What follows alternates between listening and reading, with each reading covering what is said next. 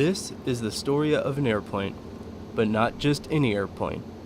This is an airplane that won wars, saved lives, carried wounded soldiers, was crewed by some of the first American women pilots, and in later years dropped tons of water on forest fires, helping to save the environment.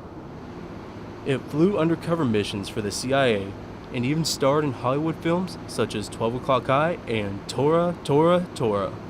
This is the story of the B-17, but most people know it as the Flying Fortress.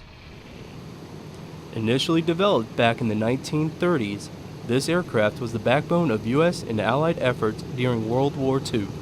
The B-17 was the key daylight precision bomber used in the war to destroy Nazi industrial and military targets. Because it could fly higher and longer, and because it was equipped to defend itself, the Flying Fortress could complete its missions and bring home its Air Force crew members even after being badly damaged in battle. Along with a B-24 Liberator and a P-51 Mustang, these and other planes made a series of guest appearances in the Dallas-Fort Worth Metroplex this month. Larry Abston is one of 10 people traveling with the planes and says it is an honor to share the history of these famous aircraft.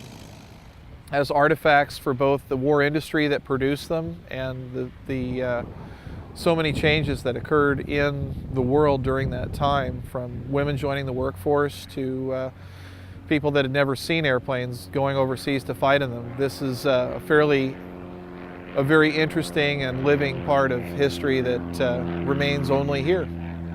As for the folks who were at Meacham International Airport in northern Fort Worth, it was a thrill to ride on one of the few remaining B-17s still flying today. But the flight was great. It was one of the best things I've ever done. It was really fun. I enjoyed it a lot.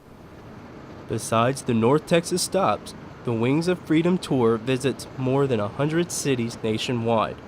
The work is funded entirely by contributions from people who want to keep history alive and meaningful to everyone. For ntTV Nightly News, I'm Michael Schneider.